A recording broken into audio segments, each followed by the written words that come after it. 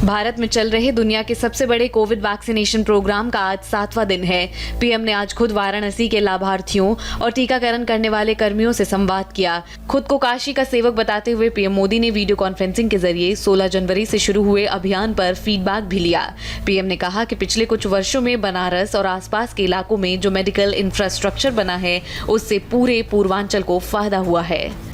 बीते 6 वर्षों में बनारस और आसपास के मेडिकल इंफ्रास्ट्रक्चर में जो बड़ा बदलाव आया है, उससे पूरे पूर्वांचल को कोरोना काल में बड़ी मदद मिली है। अब बनारस वैक्सीन के लिए उसी गति से आगे बढ़ रहा है। मुझे बताया गया है कि पहले चरण में बनारस में करीब 20,000 से ज्यादा हेल्थ प्रोफेशनल्स को वैक्सीन लगाई जाएगी। इसके लिए 15 टीकाकरण केंद्र बनाए गए हैं। मैं इस पूरे अभियान के लिए सभी डॉक्टर्स, नर्सेस और मेडिकल स्टाफ का अभिनंदन करता हूं। प्रधानमंत्री नरेंद्र मोदी ने आज वीडियो कॉन्फ्रेंसिंग के जरिए असम के तेजपुर यूनिवर्सिटी के 18वें दीक्षांत समारोह में हिस्सा लिया।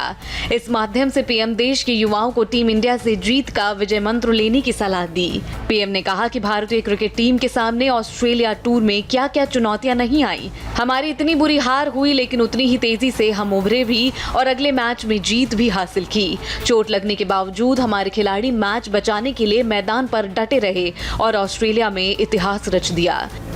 आप लोगों में से बहुतों ने भारतीय क्रिकेट टीम के ऑस्ट्रेलिया टूर को फॉलो किया होगा। इस टूर में क्या क्या चुनौतियां हमारी टीम के सामने नहीं आई। हमारी इतनी बुरी हार हुई, लेकिन उतनी ही तेजी से हम उभरे भी और अगले मैच में जीत हासिल की। चोट लगने के बावजूद हमारे खिलाड़ी मैच बचाने के लिए मैदान पर डटे रहे। चैलेंजिंग कंडीशंस, इसमें निराश होने के बजाय हमारे युवा खिलाड़ियों ने चैलेंज का सामना किया। सरकार और किसानों के बीच 11वें दौर की बैठक अब से कुछ देर पहले विज्ञान भवन में शुरू हो गई है। कृषि कानून को लेकर किसान पिछले 58 दिनों से आंदोलन कर रहे हैं। किसानों ने सरकार पर दबाव बढ़ाते हुए 26 जनवरी को ट्रैक्टर परेड निकालने की धमकी दी है। सरकार ने पिछले बैठक में किसानों के सामने प्रस्ताव रखा था कि फिलहाल कृषि कानून को 1.5 साल के लिए स्थगित कर दिया जाए, लेकिन किसानों ने इसे मानने से इनकार कर दिया है।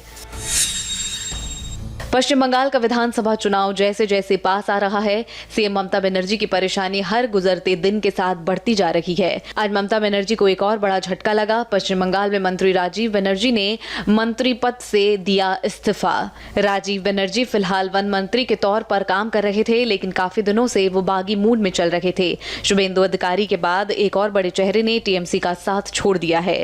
राजीव बनर्जी अब बीजेपी में शामिल होंगे।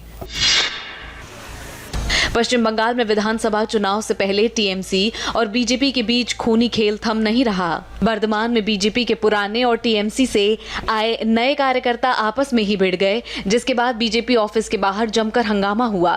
बीजेपी ऑफिस में तोड़फोड़ की गई। झड़प के दौरान दोनों गुटों की ओर से एक दूसरे पर जमकर पथराव किया गया। इस पत्थरबाजी में कई बीजेपी कार्यकर्ता घायल हो गए। सिर्फ यही नहीं, झड़प में कई गाड़ियों में आग लगा दी गई। झड़प की शुरुआत बीजेपी के पुराने और नए कार्यकर्ताओं के बीच कहासुनी को लेकर हुई। हालांकि बीजेपी के नेता अब इस मामले पर सफाई दे रहे हैं और इसे टीएमसी की साजिश बता रहे हैं। इलेक्शन कमीशन ने आज पश्चिम बंगाल चुनाव की तैयारियों का जायजा लिया और प्रेस कॉन्फ्रेंस भी की। महाराष्ट्र में शिवसेना और कांग्रेस की तकरार चरम पर पहुंच गई है। कांग्रेस के वरिष्ठ नेता और विधानसभा के स्पीकर नाना पटोले ने बड़ा बयान दिया है। पटोले ने कहा है, पार्टी अपने दम पर महाराष्ट्र की सत्ता में आने की कोशिश करेगी। उनके इस बयान से शिवसेना और कांग्रेस की आपसी टेंशन एक बार फिर बढ़ गई है। नाना पटोले के इस बयान से शिवसेना अलर्ट हो गई है। आपको बता दें कि औरंगाबाद शहर के नाम बदलने के मुद्दे पर सीएम उद्धव ठाकरे से कांग्रेस नाराज है। इस मामले में कांग्रेस को नीचा दिखाए जाने को लेकर उद्धव से पार्टी आलाकमान नाराज है। ऐसे में नाना पटोले के बयान ने महाराष्ट्र की महाविकास आघाड़ी सरकार के भविष्य पर सवाल खड़े कर दिए हैं। पटोले का बयान इसलिए भी अहम है क्योंकि वो महाराष्ट्र प्रदेश कांग्रेस के अगले अध्यक्ष की रेस में सबसे आगे बताए जा रहे हैं। दिल्ली के आईटीओ की एक इमारत में आज भीषण आग लग गई। सुबह सुबह आईटीओ के इंजीनियर्स भवन में आग लगी। आग में एक सिक्योरिटी गार्ड फंस गया था, लेकिन फायर फाइटर्स ने सिक्योरिटी गार्ड को सुरक्षित बाहर निकाल लिया। आग पर फिलहाल काबू पा लिया गया है। आग कैसे लगी इस बात की जानकारी तो अब तक नहीं मिली। कितना नुकसान हुआ है इस बात का भी पता नहीं चला। दिल्ली समेत पूरे उत्तर भारत में ठंड और कोहरे का डबल अटैक जारी है। दिल्ली में आज सुबह से ही लोग घने कोहरे की वजह से परेशान हैं। डेंस फॉग से विजिबिलिटी में काफी कमी आई है, जिसकी वजह से सड़कों पर गाड़ियों की रफ्तार काफी धीमी हो गई है। तस्वीरों में आपको हम दिल्ली की 3 तस्वीरें दिखा रही हैं। हर जगह कोहरे की एक सफेद चादर देखी जा सकती है। कोहरे के साथ ही ठंड भी काफी बढ़ गई है, जिससे लोगों की परेशानियां भी दुगनी हो गई है।